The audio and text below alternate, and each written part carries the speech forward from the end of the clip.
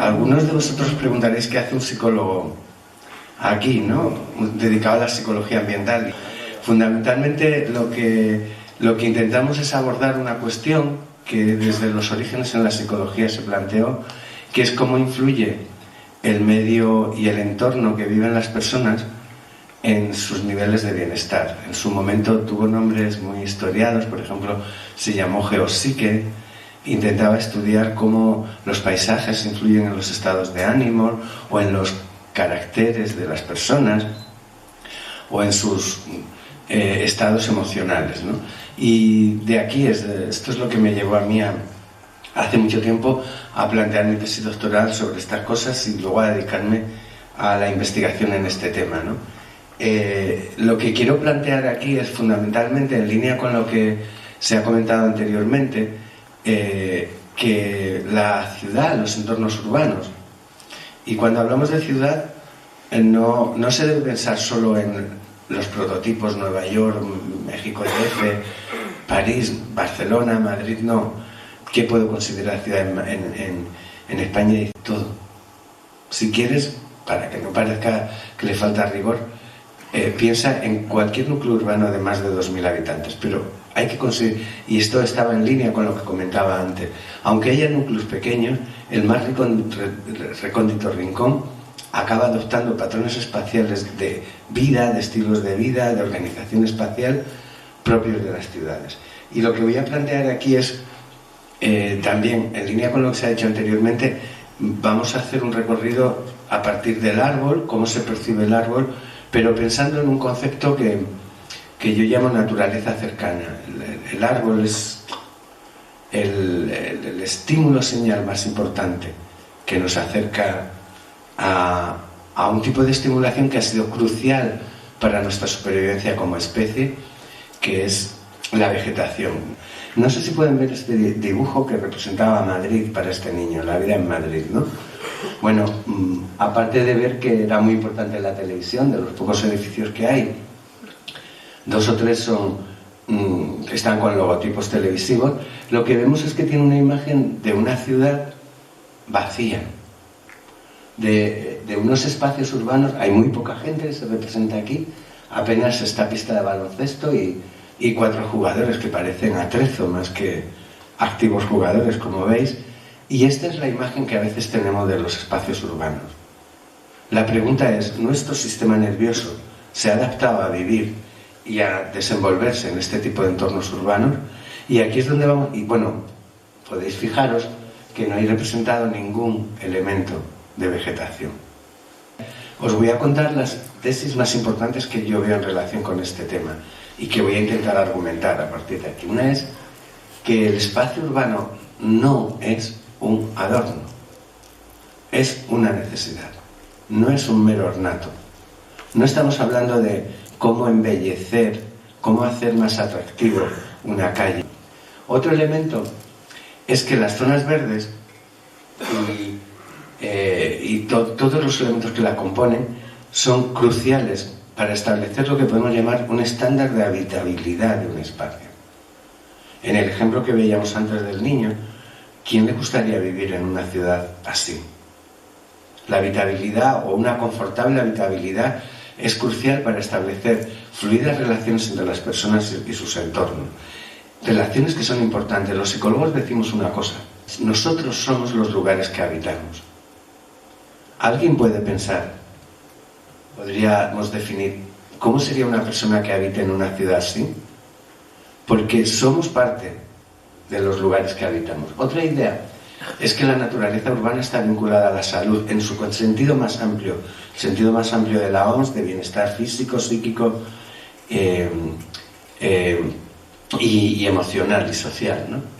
Es verdad, en estos momentos hay algunos médicos que están recetando estancias en espacios naturales para personas que están afectadas por distintas patologías. Estamos también en un momento en el que la vegetación formó parte de lo que se llamó la retórica de la calidad de vida, que se puede ver incluso en los anuncios de inmobiliarias, ¿no? Cuando te anuncian un piso en una urbanización verde, no sé qué, luego llegas a la urbanización y tienen 3 alcorques y 2 macetitas, ¿no? Pero al principio vende mucho el ecomarketing. La idea es que hay mucha vegetación y a veces yo creo que estamos en un estadio en el cual, en línea con lo que se plantea en esta jornada, hay que debatir sobre la calidad de la vegetación y la tipología de la vegetación. En un reciente estudio que hemos hecho sobre plazas urbanas de Madrid, nos ha salido, todas tenían vegetación, pero de distinta calidad. Y esto influye poderosamente en cómo la gente evalúa la calidad ambiental percibida de sus entornos. ¿Hay riesgos en las áreas verdes urbanas? Por supuesto que sí. Ahora, últimamente, también hay una preocupación obsesiva por la seguridad vinculada al arbolado. Yo creo que hay que plantearlo desde otro punto de vista, más la idea de, como se decía antes, que no se trata de un árbol aislado, sino de una estructura escénica, que es como los psicólogos llamamos al paisaje, del paisaje que conforma el árbol. La idea del arbolado urbano o de la vegetación urbana o del el verde urbano no es una moda, es una necesidad del funcionamiento de nuestro sistema nervioso. El ser humano, la especie Homo sapiens, ha desarrollado su poderosa capacidad adaptativa al entorno porque ha vivido en entornos estimulados, vinculados a la naturaleza. Esto es muy conocido en la literatura científica como la hipótesis de la biofilia. Nos gustan aquellos entornos que han sido cruciales para nuestra supervivencia.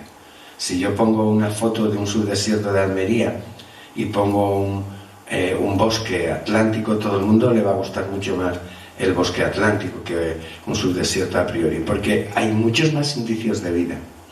Hipótesis de la biofilia tiene dos derivadas. Como consecuencia de lo importante que ha sido para nuestra supervivencia la vegetación y el agua, se genera una especie de respuesta que llamamos la fitofilia.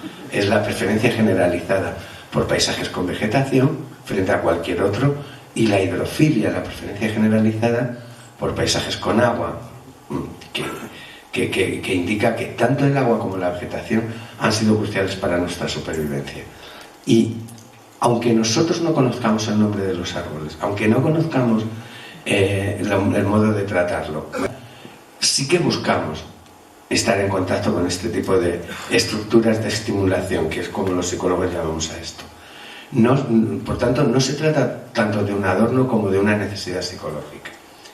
Frente a eso tenemos unas nuevas formas de habitabilidad que lo dificultan. El verde urbano no solo está relacionado con la dinámica ecosistémica de la ciudad, sino también con el desarrollo de actividades que vamos a ver a continuación, hasta generar imágenes como la que tienen aquí, donde lo verde probablemente es la manera emocionalmente más fácil de empezar a interaccionar con los espacios urbanos. Un artículo de Martí Felonó, una investigadora de la Universidad de Lyon en Francia, que acuñó el término urbanofilia o urbanofobia.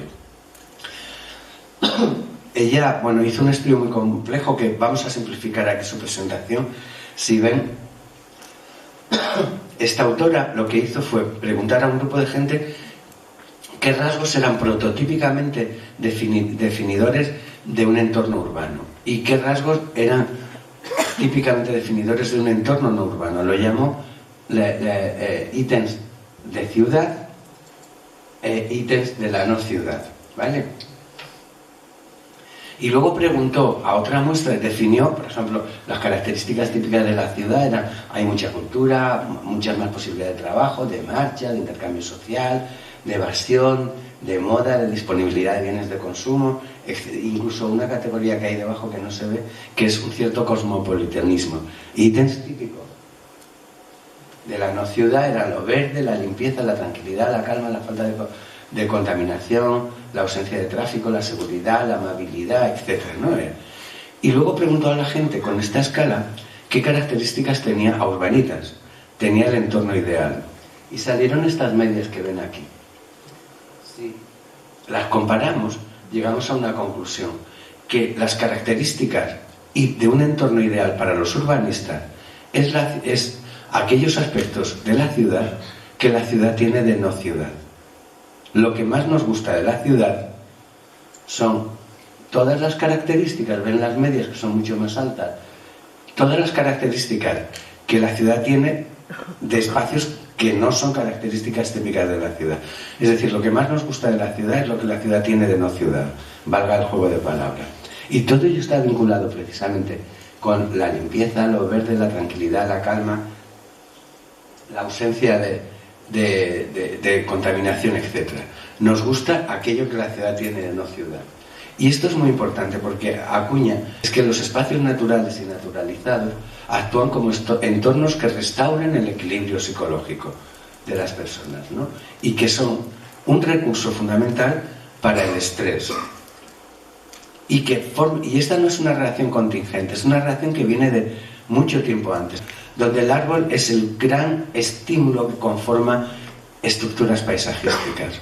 Las estructuras paisajísticas influyen en la persona por sus propiedades psicofísicas que regulan la intensidad de la estimulación. Lo importante, por ejemplo, que es una sombra en verano de un árbol, no solo la sombra de las Torres Kío de Madrid, para entendernos, ¿no? Sino de un árbol. Las propiedades ecológicas, el hecho de que conforman contenidos estructurales de la escena, y propiedades colativas que describen la relación emocional entre la persona y el paisaje. Y esto es muy importante. Los árboles forman parte de los recursos con los que contamos. ¿Qué funciones cumplen los espacios verdes, ¿no? Y ver hasta qué punto el árbol entra a formar parte de eso. La primera función, que son estructuras escénicas para la contemplación, pero es que contemplar es muy importante. La actividad contemplativa, o sea, cuando yo pasé esta mañana por el parque que ha mencionado el alcalde de los 6 Olmos, y lo he visto fugazmente, es algo más que un setting, que un escenario para hacer cosas, es una estructura contemplativa. Tú vas viendo seres vivos, ¿no? La relación emocional con estos seres vivos es muy importante. Es fruto de una primera actividad contemplativa, ¿no? que produce cierta fascinación basada en 3 elementos: el placer, la excitación y la relajación, que es la palabra que no se ve abajo, que produce un paisaje, ¿no? Hay muchos ejemplos. Además de escenarios de contemplación, los espacios verdes urbanos son escenarios para usos estanciales, para estar. También son lugares de encuentro. Una de las cosas más atractivas de los diseños de espacios urbanos, plazas, parques y jardines, es que se han poblado. Yo creo que el sueño de un diseñador o de un alcalde que busca el dinero para que un arquitecto o un diseñador de espacios urbanos lo construya, su sueño es que aquello esté lleno de gente. Y tiene razón, porque el cáncer tumoral más importante de un espacio verde es que la gente no lo use, porque ahí se empieza a producir una progresiva degradación del mismo, y hay que promover la colonización, entre comillas, de tales espacios, ¿no? También otra función es ser un lugar de paseo, ¿no? El paseo es una experiencia psicológica muy importante porque te permite la atención involuntaria. Es decir, ahora te fijas en el canto de un pájaro, ahora en la forma de una nube, ahora en un árbol, ahora en el rumor del agua. Ese tipo de experiencia de atención involuntaria, de que de repente te dejas impresionar por lo que hay, esa es la experiencia de restauración del equilibrio psicológico. Lo otro es un esfuerzo que hacemos, una actividad que cansa.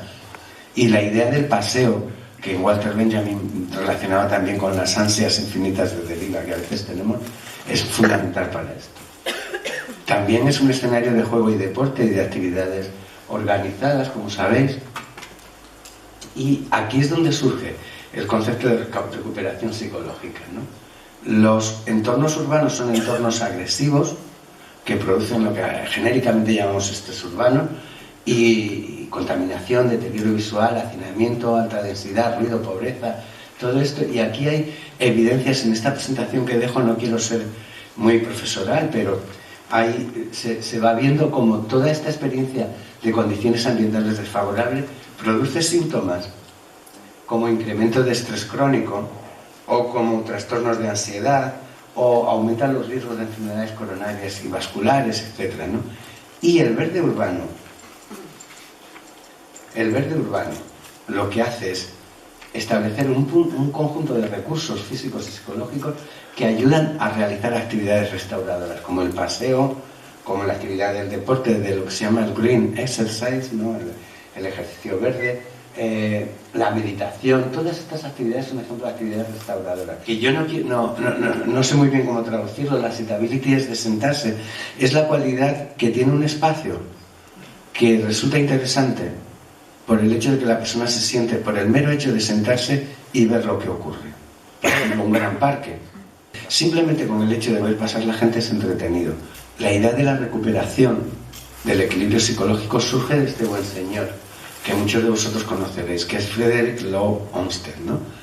Que, entre otras cosas, es el creador del Central Park en Nueva York, ¿no? Cuando él intenta convencer a la autoridad portuaria de que, además de grandes edificios y rascacielos, hay que buscar este espacio rectangular que forma parte crucial de la identidad de la ciudad de Nueva York, escribe que los entornos naturales permiten emplear la mente sin fatiga y así ejercitarla, la tranquilizan y la hacen revivir, y así, a través de la influencia de la mente sobre el cuerpo, consigue el efecto de una refrescante revigorización y recuperación del sistema total del organismo. No solo hace falta edificios, sino que hace falta espacios de recuperación psicológica. Yo estaba muy impresionado por un artículo que leí en 1910 de un pediatra, de un equipo de pediatras norteamericanos, que empezaba con una frase lapidaria, hablando de los niños en los países desarrollados. No estamos hablando de Ghana o de Nigeria o de países de ínfimo nivel de desarrollo socioeconómico o de alto nivel de expoliación, como queramos, que parece que son variables que están muy asociadas, ¿no? Esta frase empezaba McCurdy, este pediatra, y su equipo con una frase que decía: estamos en una situación en la que en la actualidad es posible que los niños que nacen ahora tengan una esperanza de vida inferior a la de sus progenitores.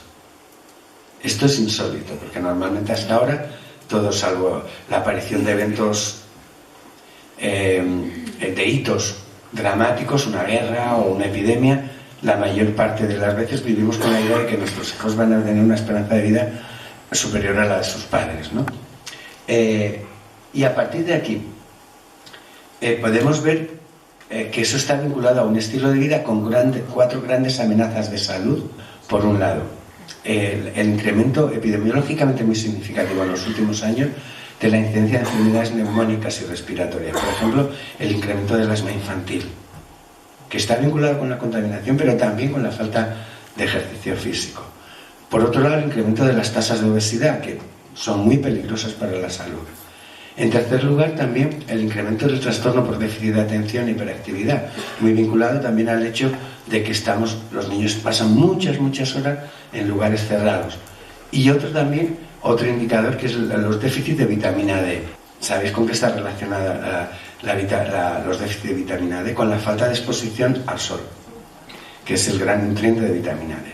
Pues bien, esto nos llevó a acuñar un término, a dar un contenido nuevo a un término que había sido acuñado, que es el término de trastorno por déficit de naturaleza, que no es una patología más que podamos dar una pastilla para que se cure, que está vinculada esencialmente a un estilo de vida infantil que se va conformando de niños con agendas muy cargadas, con muchas actividades en el interior, con mucho sedentarismo, con mucho botoneo, etcétera, etcétera, ¿no? Y estos cuatro grandes problemas de la salud, de la salud pediátrica que antes comentaba, están relacionados con ese estilo de vida. Justamente es el indicador de este déficit, de este síndrome por déficit de naturaleza, ¿no?